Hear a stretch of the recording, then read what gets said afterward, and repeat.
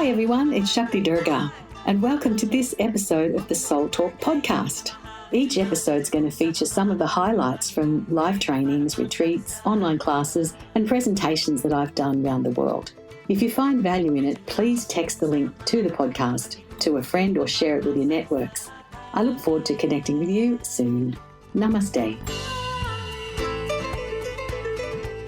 If you think about the most stressful things that ever happened to people, what would you say they were? Just shout out some ones that...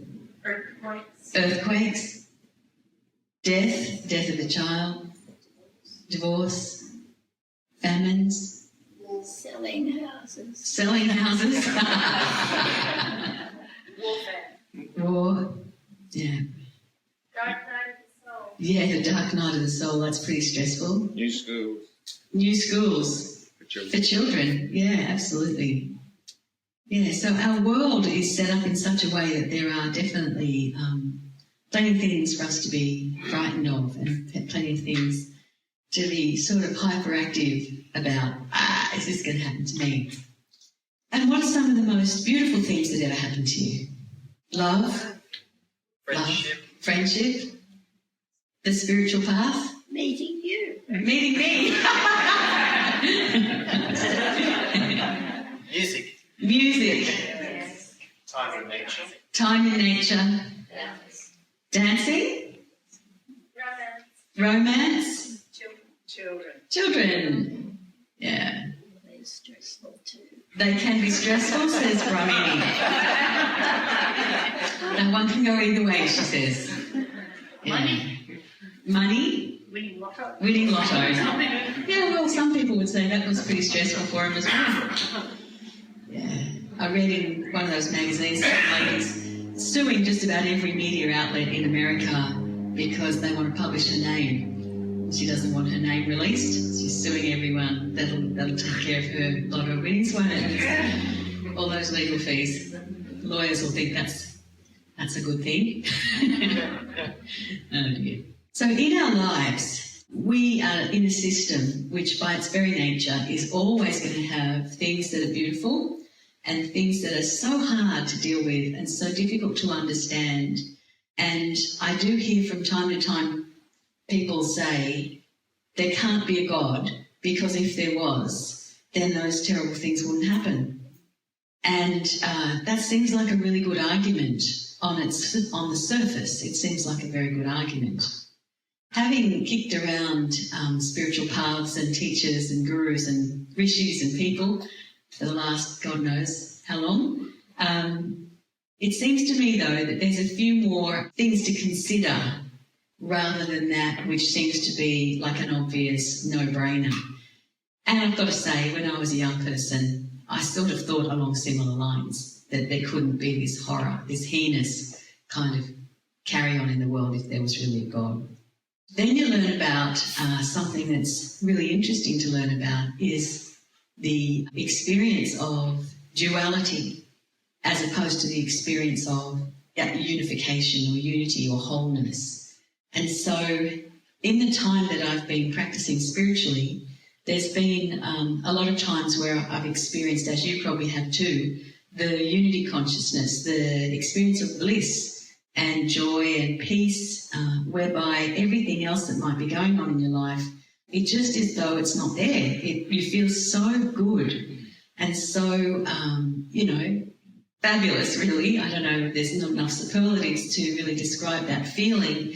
Your mind is still, you really aren't that aware necessarily of your body, but the inner life is so blazingly beautiful.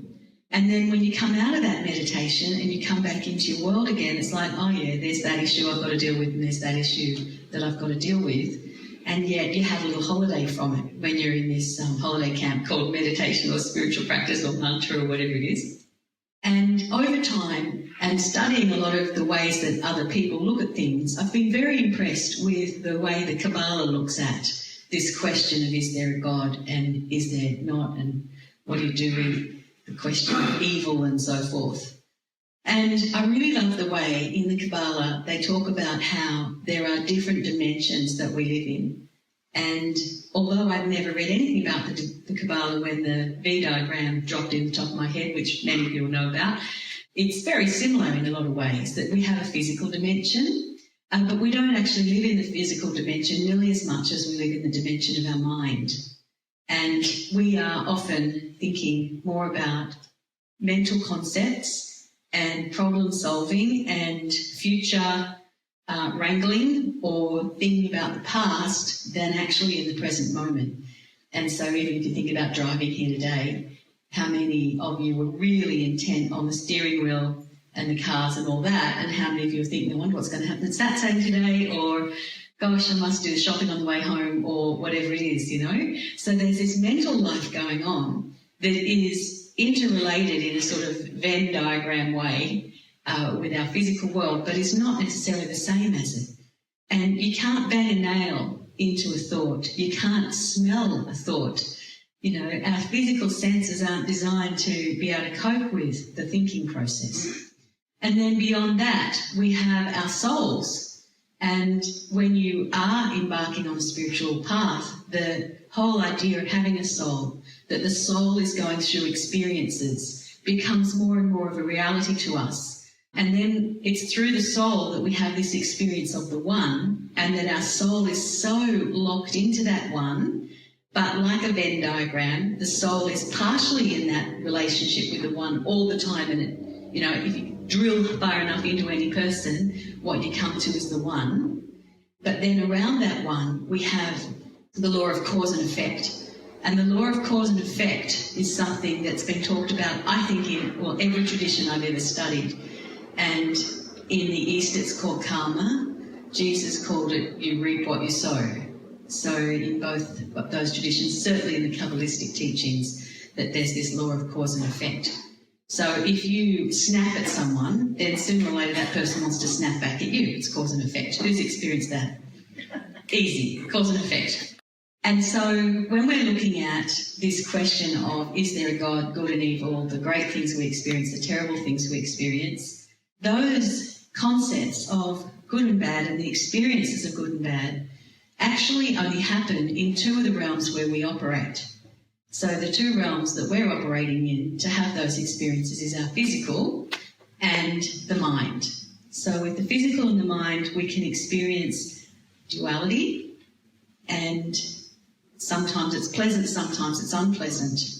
When we merge into the soul and the divine in that soul, then it's almost as though everything that is negative, or we call it negative, seems to fade and doesn't seem as real as it did when we were in it, in our physical.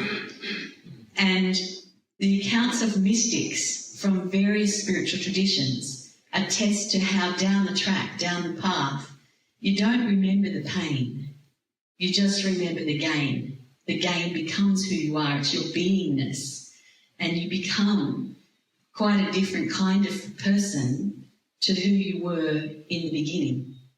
So I've seen it in myself, I've seen it in many people, that over time, when we're on a really good spiritual path, then we will experience change. We'll experience that, all these things that I used to be very reactive about, things that used to drive me crazy, situations with people that used to make me feel like I want to tear my hair out or punch their lights out, not that we would, but we can feel like it. Those things become things we can understand more easily, and that we have tools to help us to deal with them, so that in the end, when those very same stimulus come up, as they do in a cyclical fashion, we find that the next time it comes up, okay, well, I actually feel all right in this. I feel like I can deal with this. So that the same thing that caused such pain in the beginning now is just a curiosity. It's like, there it is again. But I don't feel the terror. I don't feel the stress. I don't feel the heart-aching, need to blame someone, to strike out in some way, to lash out with my mind or my words. I'm actually pretty calm in the face of this situation because I've got experience in dealing with it now. So you then ask yourself, well, why did the divine chuck us out of that unity and put us into the duality of having a mind and having a physical body?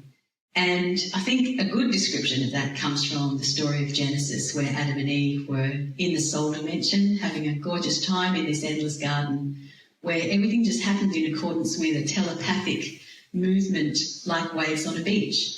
So in that telepathic movement of oneness, everything was like a choreographed dance, and everything was beautiful all the time. But there wasn't always the appreciation of that beauty because there was nothing to contrast it. Everything was beautiful. Everything was provided. There was no sense of the exquisiteness of, say, this peach that's just come off a tree or an apple that's just come off a tree, because it's part of that unified field of gorgeousness that I don't know anything else. And it's only when you divide creation and say, well, half the time it's going to be gorgeous and half the time it isn't, that you can learn to have an appreciation of the good stuff. You can feel the difference. You can actually have a sense-felt experience of what it means to experience bliss, to experience joy, because you've had an experience of what it's like to not have that. And the same with anything else. And the actual reason for that is because we get to experience something called free will. And free will is a big deal. And if you ask most people who live in the West, they'd say free will is right up there in their appreciation of being human, that they want to have free will. We don't want to be slaves. You know, slavery has been abolished. And I know that it still practices on the black market in different places, but essentially it's been abolished because we don't believe in that. We don't believe in slavery. So if we only existed in a realm where everything's beautiful all the time, then we're kind of slaves in a way. We're like automatons who are just having this experience because we've never been out of it to value it.